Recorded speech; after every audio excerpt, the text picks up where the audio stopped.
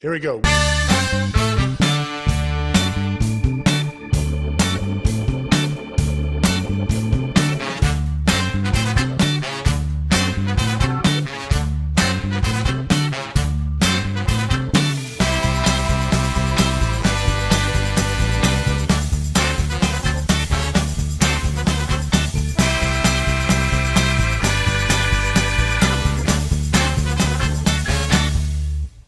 Hi, welcome to Control Talk Now, your smart buildings video cast and podcast for the week ending February 14th, 2021. I did say February 14th. So if you're listening to this, you still have time to get that Valentine's present. We don't want to have any COVID Valentine's related casualties. So you're forewarned. It's episode 390 where we talk about smart controls and HVAC controls or pretty much whatever else your co-host and mine, the man, the myth, the legend, the one, the only, Kenny Smyers, the control man, Romeo Valentine man from Pittsburgh, Pennsylvania, wants to talk about. Kenny, welcome to the show, big dog. And what did you get lovely Rita for Valentine's Day? Well, it's fairly conservative. We're going to have a nice dinner, but got flowers, of course. And I've got... she liked a particular type of candy, so I made sure but that's about real. We're walled in here. It's snowy, it's cold, and so we'll just have to kindle a fire. Right, and the government says you can't take her out for an expensive meal. So I mean, there is some silver lining in this whole thing, right? Well, they've eased those restrictions here in Pennsylvania now. You have to wear a mask to go in and sit down. Once you sit down and they put something, either food or beverage on your table, then you can take your mask off. So they are easing the restrictions here. I don't know what it's like in Georgia. No, it's like that in Georgia too. And it has been for a while, which is great. So you can still go out if you want to. And, the restaurants are really, you feel safe going in, a lot of them. Some of them you don't, but the ones where they check your temperature at the door, they're all wearing masks and stuff like that. They seat you 6, 7, 8 feet apart if you're indoors. You feel really safe with it. At least I do. And of course, in Georgia, when the weather's mild, you sit outside, and there's been a big boon in the infrared heaters. You've seen those infrared heaters that go outdoors. And so even when it's cold, people are sitting outdoors. So the restaurant business, I think, is doing really well in Georgia. Some of them are.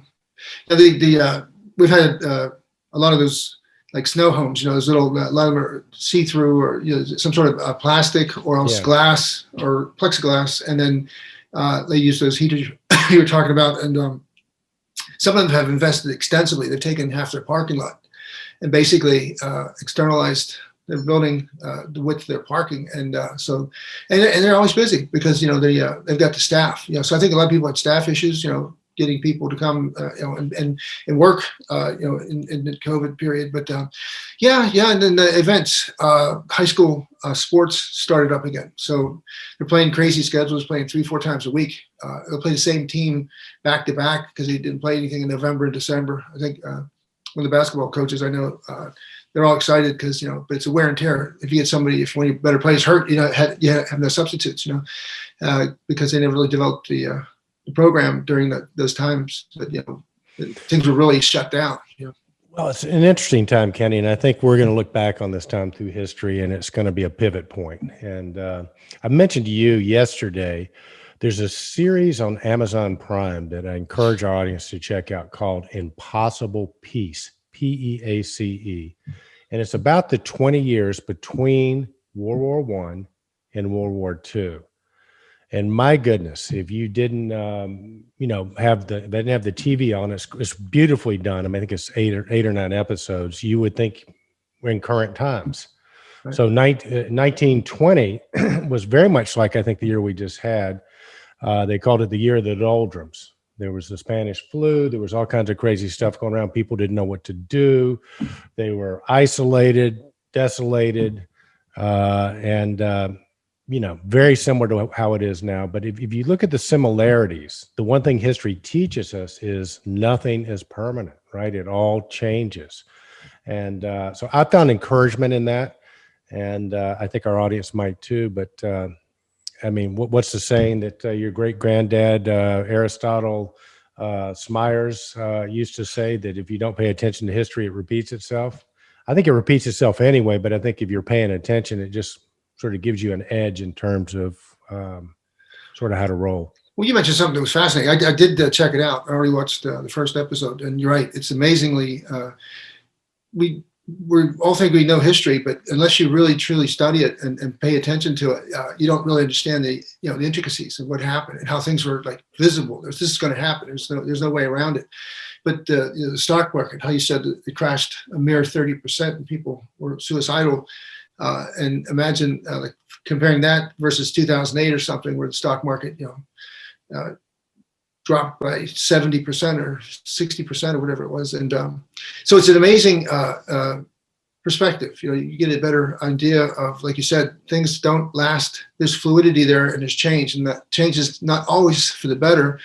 But with every impact, there's an opportunity. There's a chance to renew it yourself, your approach. Get better footing, get better technology, do something. Make a modification into your doldrum, as you said, or your rhythms, because I think that is a tendency that I think we all have, is that when something is not broke, it's like the Newton's laws of physics. Object in motion remains in motion until affected by another force, and I think this was an enormous force. In fact, some of the things we were going to talk about today were staying relevant, and despite this, you have to dig back in. You have to get back your feet on the ground, and you have to start. Yeah, no, absolutely said. And I don't know about you, but for me, it's just, I get so much digital fatigue, right? I mean, it's everywhere you look. Somebody, everybody's trying to get out there, be it YouTube, be it Facebook, we've curtailed it way back.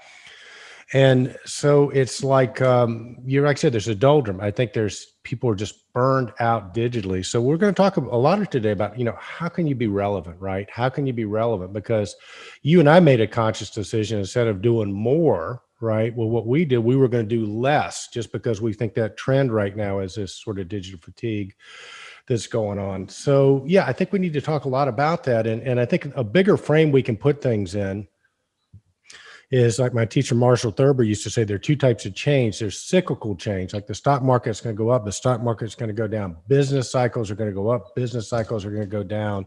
And this TV show, Impossible Peace, is a great example of how all those trends were going up and down. But then there's also something called a structural change. And a structural change comes along when once we invented the computer, nobody was going back to the typewriter. Once we invented the car, nobody's going back to the horse and buggy, right? No matter how good a horse and buggy you have, people are just not going to go back. So my question, and what I want to ponder, is has COVID rendered some structural changes here? Because again, if it's a cyclical change, your strategy is to, time the change. It's a little bit like riding a wave, right? The stock market, if it's going down and it's cyclical, you wait until it goes, you think it's the bottom, and you get back in. At the top, you try to get out. Fashion, you look at the magazines, you try to stay on, the cutting edge of fashion. But are we in the midst, Kenny Smyers, of some structural changes? And if so, what do you think they might be? Absolutely. In fact, we've seen, I'd say, 4 primary structural changes. One being the absolute concern of the health of the building. People don't want to be in an unhealthy building, and the means to make it a healthy building are available. The technologies are not over everybody's head. They're very well within grasp, and we can talk about that more. Data being, like John Petsy and Mark Peacock always say, that data is worth more than the actual control that's generating, or the sensor that's generating, and sensors are capable to be put in with the new wireless, like RLE technologies, making it just absolutely simple and easy, and it's tested and it's robust. But now that sensor information now becomes critical. You can make business cases out of that sensor information. You see the remote, everything's remote now, just like we were doing things, remote a long time ago, and it was fun. And like you said, you didn't do it every day, so there was a novelty there.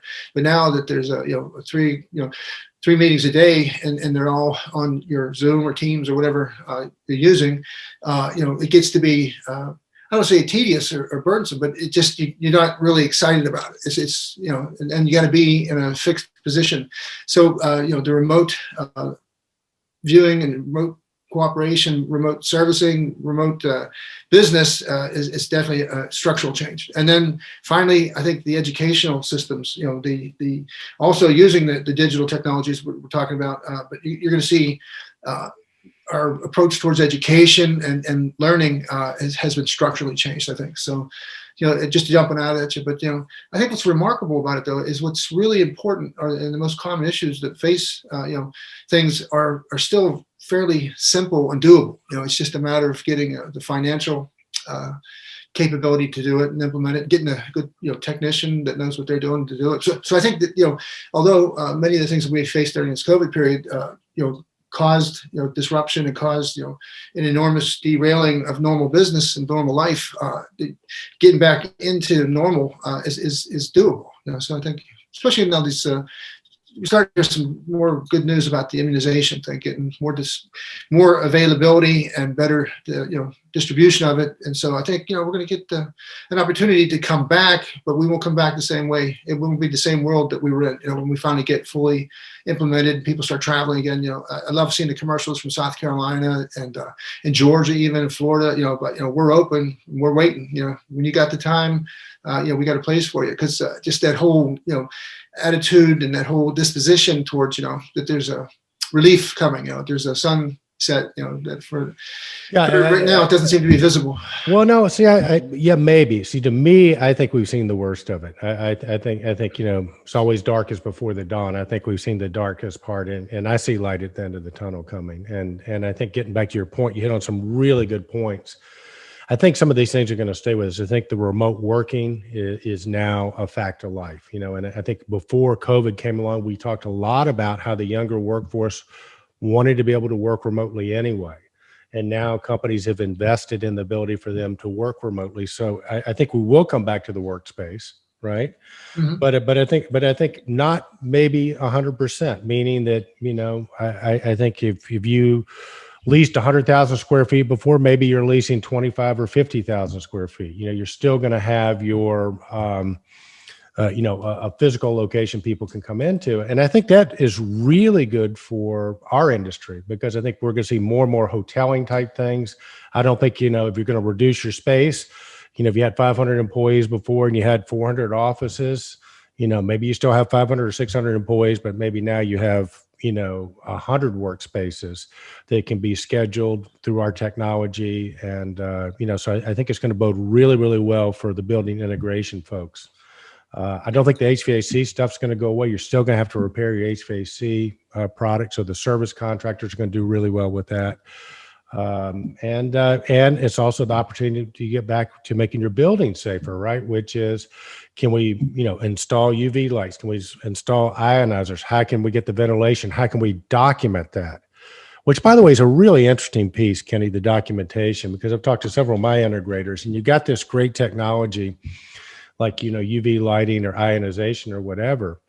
And the question they keep asking is, how can we get analytics around this? How can we document that we're actually doing something when we put this in for our owners?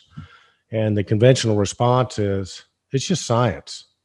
And so I think the first person that does ionization, or the first person that does UV lighting, they can come out and say, here's a way you can track what we're doing, that can then go into the front end of our analytics system. I think that player is going to do really, really well. Are you hearing similar things from your clients? Oh, absolutely. I think one of the big North Star was the $180 billion that the government's made available for K through 12 buildings.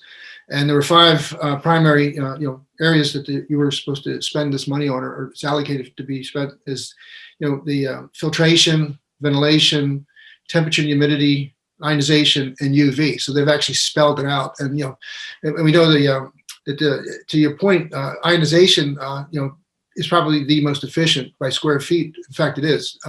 UV is very, very good, but there's some inherent issues with the safety, and they wear out, and but they're very, very good. And if you can afford them, have both UV and ionization, so you get the surfaces clean, you get the air purified, and make it a safe environment. But what's really happening was, now we all became so much smarter in that whole regard.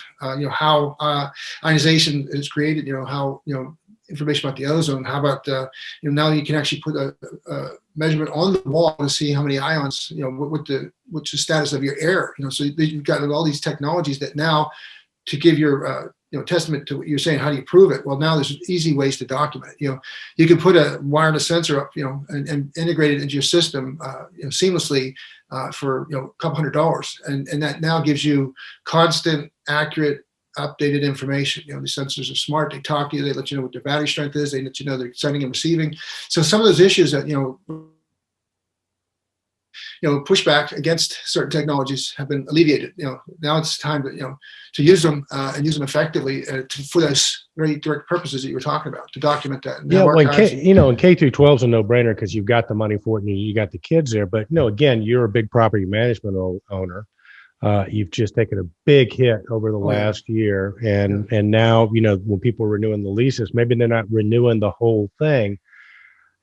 I think primarily that group, how do you get your head wrapped around the balance between, investing in these things to try to get people to come back to the buildings where they might not, at least not in the, the capacity they have. So the question I have is, are we overbuilt as a nation?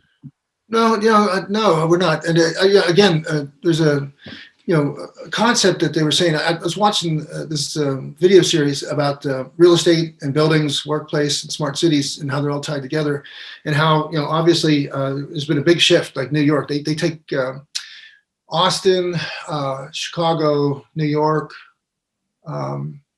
were the ones that stand out in my mind. But they showed how the money migrated, that the people have not moved. They moved out of New York, moved into the suburbs, and they took their money with them. So that there's people that actually have programs that follow this and tell people where real estate is going to go up and down in value, and where's the money. They actually track the monies, in large cities. And then there was New York's making a comeback because eventually, New York was a ghost city. It was amazing how scary, and vacant New York was. And now, they're saying it's going to take probably 2 years, but things are going to come back because there's a very important aspect to working amongst people. The reasons for return to the office, social needs, esteem, productive environment, capital requirements, to have access to the computers and printers and everything, and then management requirements, for promotion. You have to have a continuously maintain a staff to command and control of the organization business. So that's never going to go away. The productivity and output, there's certain people that produce better in a team environment, and the collective thing. So that's not just with an organization. They're saying that about a city. A city like New York, for instance, with the arts and entertainment and business and real estate, it is the largest magnet in North America, maybe 10 largest in the world. And when people go to these areas, that's where they go into the greatest levels of competition. So if you want to be an actor or a singer or whatever, you go to these places to really hone your art. Right. But not only that, you get around great minds. That's where creativity sparks. Right. Steve Jobs from Apple was notorious for knocking the offices down and having common spaces where different departments could run into each other, like at the water cooler or whatever, because his theory was, and I agree with this, when you get exposed to different people, creativity sparks. Absolutely. You get new ideas. And I think that's what makes like New York so great. For artists and stuff like that, is it's you get like-minded people, and it's great, or unlike-minded people even, but you get exposed to different ways of thinking and looking at things. And when you put those disparate things together, new ideas come about. Plus, the tremendous intermixing of every, form of idea, but it's also international, very international. Chicago's like that too. You go to Chicago, you can feel that you're entering a zone of importance. It feels like you come to a city that just meets your expectancy theories of what's a big city look like. You drive towards Chicago and you see this massive buildings. Then you get inside of it, and the people were bustling streets, and just restaurants, and so it just has a thing where some people that's very important, some people it's not. But then you keep seeing this migration and evolution of ideas, like you're talking about buildings. We're seeing one of the major malls here in the Pittsburgh area. The new design of what they're going to do there is incredible. They're going to make it partial living. They're going to make it partial white collar. So they're going to have doctors' offices, lawyers. They're going to put in entertainment. They're going to put a big, brand new IMAX theater. Not brand new, of course, brand new, but the latest technology in movies. So they're going to put in now. They get the pick and choose the most attractive things to really bring people from, so, we saw an offer in Pittsburgh now with some of the vacancies they have in the loft apartments. People couldn't pay the rent. Well, they eventually had to leave.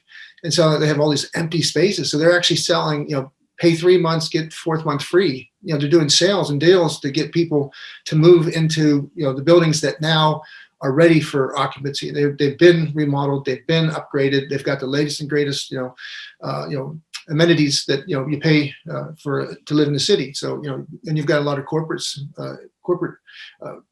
businesses down like PNC for us and UPMC, all concentrated around the hospital. So those areas, they'll never really go out of vogue or out of importance. They're always going to be important, and they're going to be what you can, if you don't have any ideas, model yourself off of what you see that people that are having success, But again, it's all fundamentals. Yeah, but I think real estate prices, and I think this applies to the buildings, and like you mentioned, New York City. I mean, that's a cyclical thing, right? I mean, you have people moving out. It becomes supply and demand. The prices go back. The prices go down. People move back in. As people start wanting to move back to New York City, for example, then the prices start going up again. So I mean, it's real estate, boom bust cycles that usually are pretty long. But to your point. But, it's interesting because I think it really bodes well to having people in proximity, because if you look at one of the things we've talked about with Google, I mean, part of what Steve Jobs' theory was, and the theory of creativity, was you get people with diverse backgrounds, diverse opinions, and you get exposed to thinking or ways of doing things that you're not familiar with. But, you and I have talked about Google, and I think Google, I'm talking about specifically Google searches, I think go counter to that, because I think we've got so many people, you run into them, I run into them, I'm married to one, and where they're convinced they're right because Google tracks your preferences and then, provides you with all the information and all the data that supports, what you believe. So that kind of goes completely counter to being exposed to different ways of thinking or looking at things, right? So if you're using Google as your source for getting new ideas and creativity, it's just going to feed what you already know. It's not going to give you different stuff. So this is, again, to me, is an argument why getting back to the office or being exposed to different sorts of things makes a tremendous amount of sense in terms of productivity and creativity.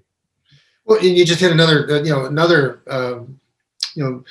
enormous impact too is the way information is being controlled and managed, and and it almost goes from the extremities of being illegal what they're able to do, and if you have the ability to control the information that people have access to, what's the impact of that, and so that's a real sensitive issue for a lot of people. But I can tell you that you do get boxed in by Google. If you and I both say do a Google search on pyramids, you might get the travel information on great tours to take while in Cairo. I might get the latest information on threats, whatever, travel bans or whatever. So I mean, we're talking about the same subject, but because we have our profile has already been pretty much determined, we'll get they'll serve us up different information. So, my wife and I do it all the time just to see what shows up, and it's sure is scary that they've already got it done. It's not if they're going to do it or when they're going to do it. It's done. It's already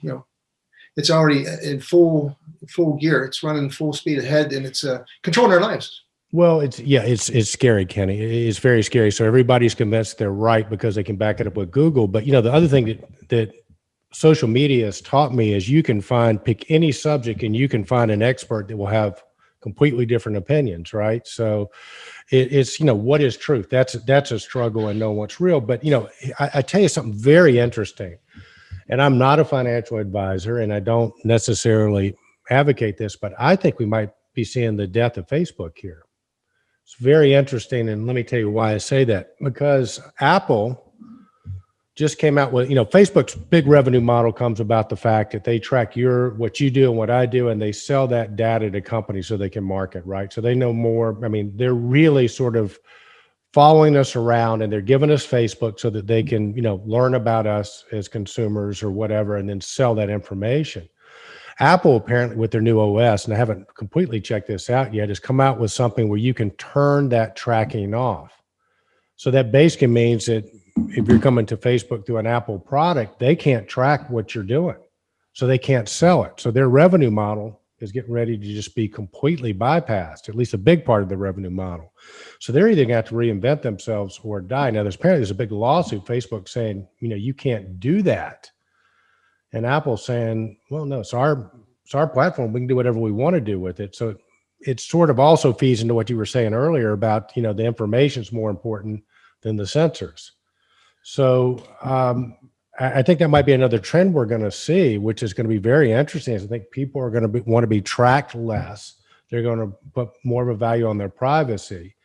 And I think that's going to be really interesting because as we bring people back into the buildings, how do you, make the building safe, which is going to require some monitoring, at the same time protect the identity of the people that are coming in and out of your buildings.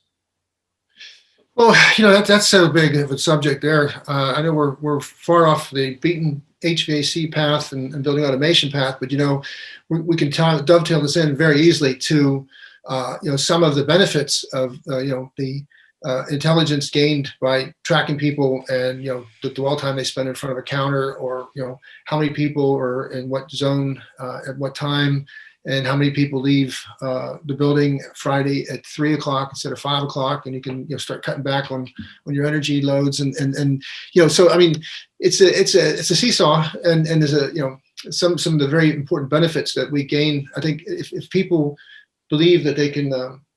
There's an anonymity in the data. If you're not really giving away people's privacy, which is of great concern to them.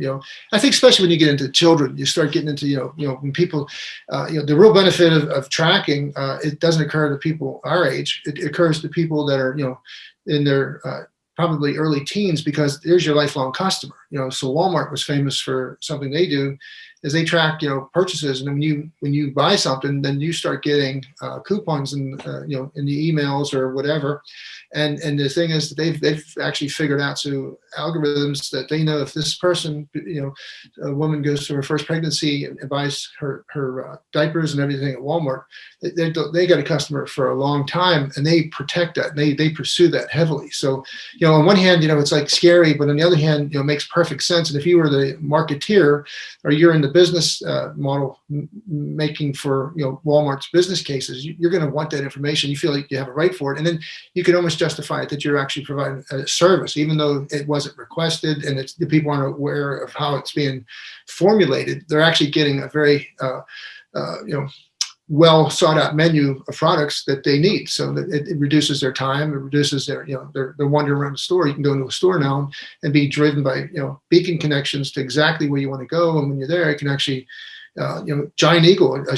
You can actually go to Giant Eagle with your phone and then see if there's a coupon available, and then make that coupon part of your transaction. You can actually save it into a basket, and then when you go check out, instead of cutting papers out, and little coupons out of magazines, it's all done on the phone now. It's remarkable. Yeah. I was going through the store for 2 years and didn't know it. Right. I think what's going to happen is you're going to have the ability to opt in or opt in out of those things. I think that's going to be the key piece. I mean, think about it from your and my perspective. I mean, I think you and I both use this DuckDuckGo, whatever it is, browser versus Google, which basically doesn't track what you do, right? At least that's the value that they say they're offering. Or if the iPhone's going to now allow me not to be tracked and sell my information versus a phone that does, I'm probably going to opt for the iPhone, just because, who wants people creeping on my information. But to your point, the other side of that is, and this gets back to how do you stay relevant? How do you create value? The other side of that is if you are creating value with something like you're talking about, where it's a convenience, then most people are going to opt in.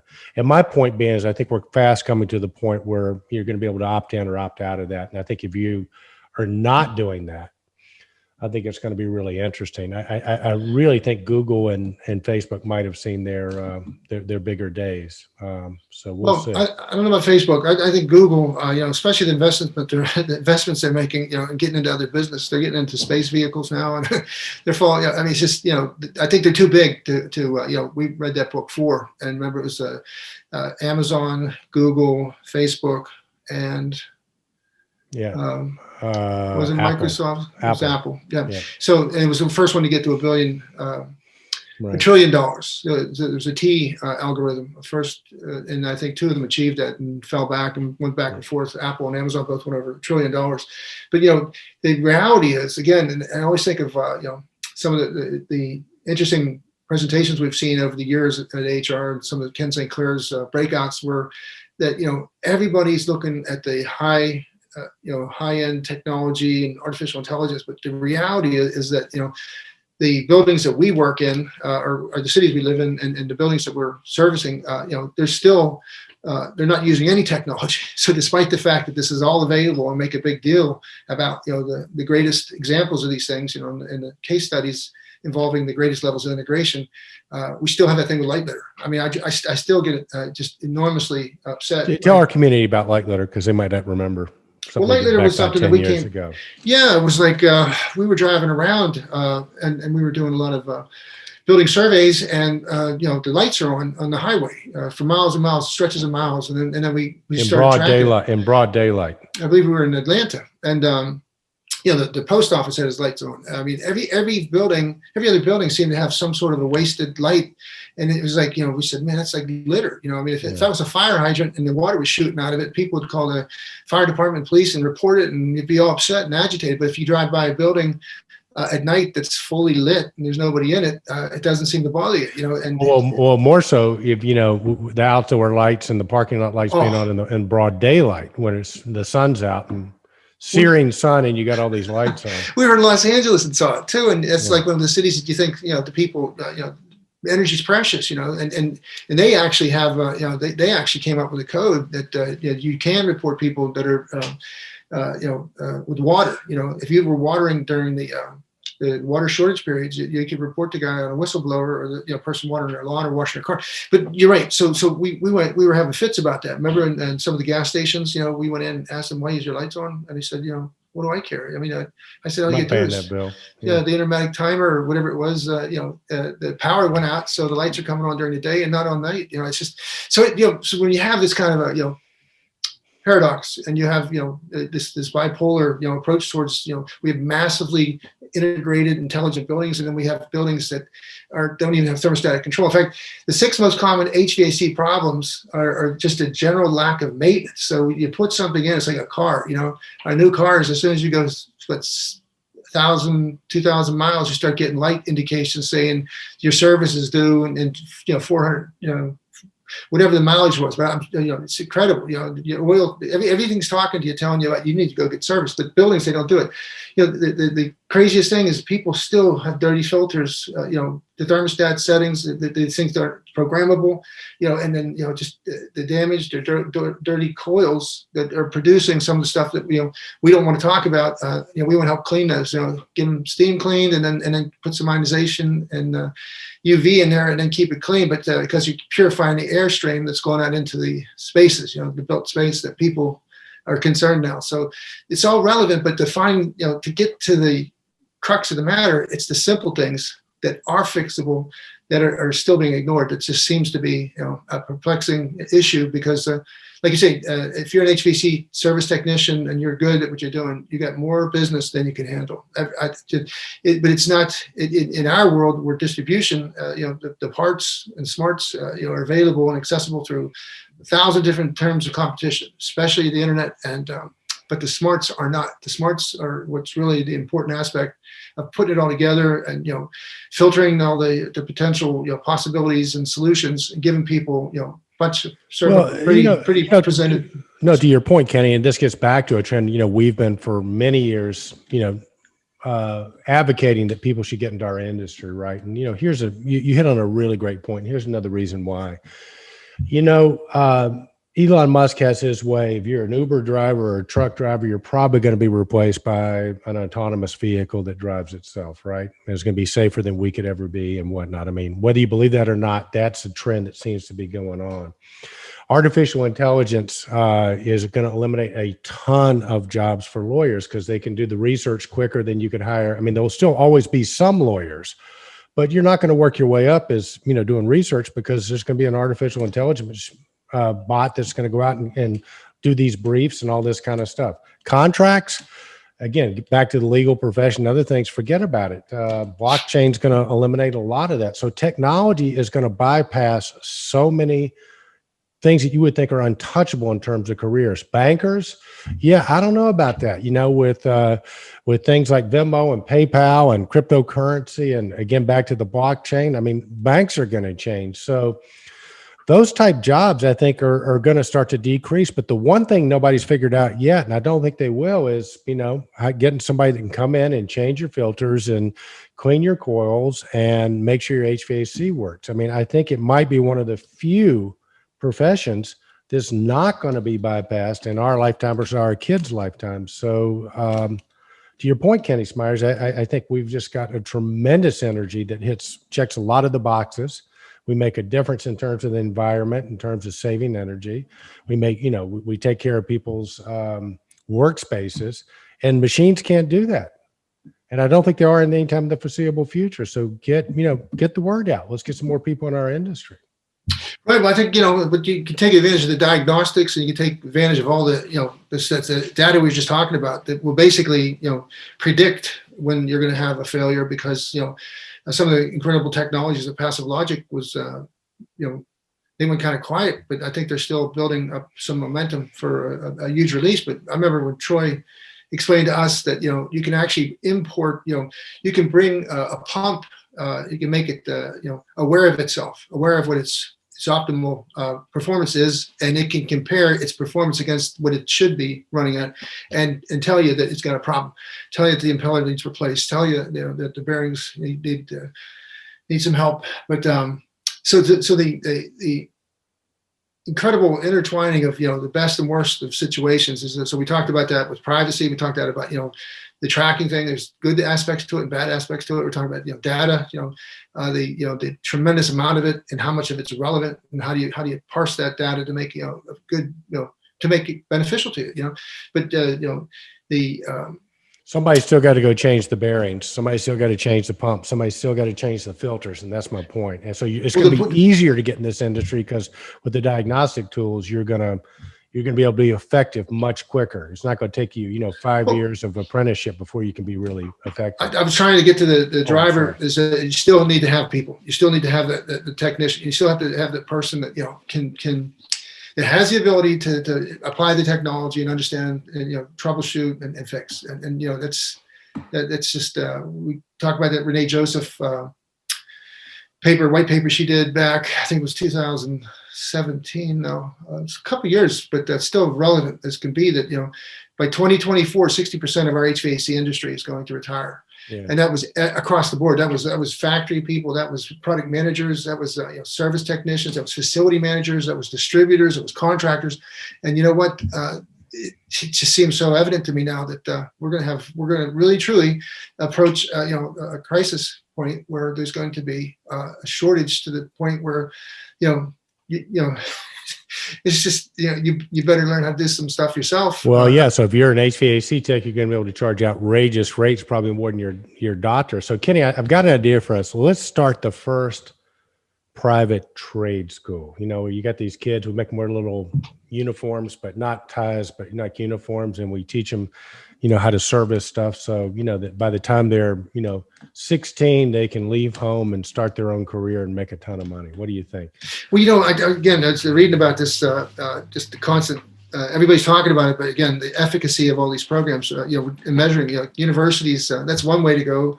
You got Fearless Phil Zito and the BAS, his approach is a very effective way. And again, though, it's for a higher calling. And then, but the real crazy thing was that all the wood cutting classes and metal, the welding classes and all the classes that used to be in high schools, they're all gone. All the shops, that used to teach, or at least give you exposure to it. The way I understand it is many schools now have, that was the first stuff to go, Yeah. They put the money into the baseball field or football field and close down the shops, So it's kind of, crazy that we don't have a higher regard for the, the trades, in the high school. We will. It's going to come back. I think it's going to have to, because, with student debt and all that, I mean, college is just, they're going to have to reinvent themselves and figure out how to be more relevant. But that aside, let's talk about relevancy a little bit, Kenny, because we mentioned we were going to talk about that at the beginning of the show. And I want to talk about relevancy via V. How do you sort of get your message out? If you're a marketing person, if you are trying to get your company recognized or your products recognized, I mean, what are the keys to do it? And what I say is just a tremendously overcrowded space now, more so than ever, and primarily because it's not focused on going face to face anymore. I mean, when we get the salespeople going out again, that's a different game. But right now, we're sort of having to rely on remote sort of communication. So, what do you see? What's impressed you? Have you seen anybody's come out with something that really impressed you? We go, this works, I appreciate it, or are you just sort of Well, I think the morning paper now is LinkedIn. For me, when you go to LinkedIn, you see exactly what you said. It's like a synopsis of every major manufacturer and every voice in the industry showing up on LinkedIn. I think Ken St. Clair he does a fairly good job of getting all the relevant stuff and putting it into, not a fairly good job, he does an excellent job because you parse that information. But I think that there's certain websites that you go on that have a lot of really condensed good information. I don't think you see that as often as you would, like if you go to a particular vendor and you just hear their version of things, you start to realize that, this is painted from a really interesting perspective, but it doesn't do us, any good. It's more sales and marketing and glib. It doesn't have the tools within the, So one thing I hear you saying is condensed. Okay. And part of the reason I'm asking, because I did a little research before this show on, what's going to work in 2021 and beyond in terms of being effective with your information. And one of them is content. Content's king. And to your point, it needs to be original. So I think of an individual, comes up with great original content. Well, a couple of them, Ken St. Clair, obviously, but Mark Peacock, for example, it's original. It's presented in a condensed way, easy to follow. It's useful, which is the other thing that I would, that they're encouraging people to do. If you've got a product, don't just talk about the product, talk about, the relevancy and the problem that it solves for other people. Focus on that, the value that it creates, which we've always sort of talked about that on ControlTalk, which is, let's talk about the problem it solves and the relevancy it has to people that have this problem, and then talk about your solution, how your solution is better. The other thing, Kenny, that they said is interactive apparently is really working really, really well with people, where you have some sort of interactive post or whatever. And that could be a quick survey. It could be like a test. It could be a contest. Apparently, 89% of people that have contest of some sort. And that could be something like, answer the following 5 questions about this product and, win a hat or whatever. I don't know what you would say, but those apparently are very effective. And then it's fun. Interactive and fun seem to be the big buzzword. So how do you make something interactive and fun in this industry vis-a-vis information? Well, that's $1 million question. I think that's what we get paid the big bucks for, right? Well, I think the tools of the trade are improved now. So all the big computer programs that attract people, writing, and making, like you said, I think it's a whole surge of young people that really want to see the world. They don't want to see us, take the melt all the polar caps and whatever, and the big issues of staying green, so that our industry does give somebody absolute control over the energy destinies that they're involved with, so that they're writing greater efficiencies or algorithms to make better use of energy and efficiency. But I too looked at these relevant things, and the first thing they say is that content relevance makes or breaks the goal, but completion. In other words, people start so many things and don't finish it. So the insight has to lead towards completion. The content must be useful and relevant to be effective. So insights, or people love insights, new perspectives on how to do stuff. The details, and yet not getting overly sophisticated. So you have to have content that's useful and relevant, but it has to be understandable. And then, so our industry requires, commitment. You have to learn how equipment works. And then you have to learn how, the different versions of the programs that control the equipment. And then you have to, portray that to a customer. You have to create a user interface. And then you have to have the ability to demonstrate, measurement. So you have to establish baselines and stuff. So I think all that stuff is could be made more exciting to people, because then all of a sudden, like one of the fun things we used to watch was they were having competitions on dormitories, who was saving the most energy, who was the most energy efficient. And once it became kind of known to the people through green screens, and they actually could see that they were contributing to making their dormitory the most efficient or most energy useful, using energy most wisely in their, so whether leaving the water on when you're brushing your teeth, or whatever it might be, the 1,000 things you could count to, save energy and be, conserve energy. Make that an understandable part of your daily life and routine. I mean, I remember seeing the commercial the first time, about brushing your teeth, leaving the water running while you're brushing your teeth, and then they say it's just 4 gallons of water wasted there. That was all I needed to see that one time, and every time I brush my teeth, I don't just leave the water rushing, or leave the water on. So I think that kind of mental, it's a little, I don't say gamesmanship, but it's engineered, to change cultural outcome, and people. So we need to get the relevant, simple messages across to people as early in their lives as possible, that they can make a big difference.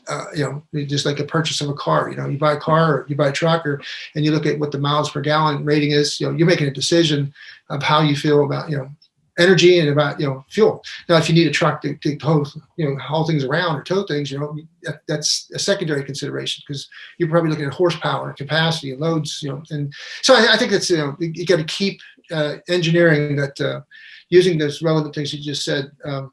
The content, I agree with you. The whole shift in our interests, relevant interest is how we present the content. Collect it and present it, and keep it simple. Don't get overly sophisticated, and you'll get a lot of people that'll read it. It's funny you should mention that, Kenny, because you and I have been talking about maybe a possible idea to make Control Trends, specifically Control Talk Now, the Control Trend News of the Week, interesting, fun, and interactive. And so Kenny and I are proposing, and we've got somebody who's taking us up on this, but periodically, we might just allow some people to take the show over, meaning, we'll record it. I'll be on, but, you would be on with your guest, and we would post it on Control Trends, and you would get to take over Control Talk Now and test your mettle against the man, the myth, the legend, and some of these other greats that we've had as guests on. So look forward to that. At some point in time, you probably just see somebody getting on. We've taken over Control Talk Now.